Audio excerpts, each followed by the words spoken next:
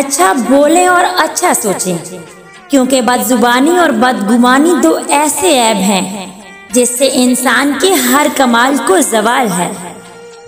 किसी की मीठी मीठी बातों का हरगिज़ ये मतलब नहीं कि आप उसके लिए बहुत खास हैं।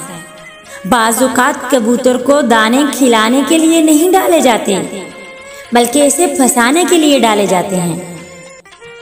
जब किसी की बात कड़वी लगे तो समझो कि सच बोला जा रहा है, और अगर किसी का लहजा कड़वा लगे तो समझ जाओ कि अल्लाह हाफिज बोला जा रहा है।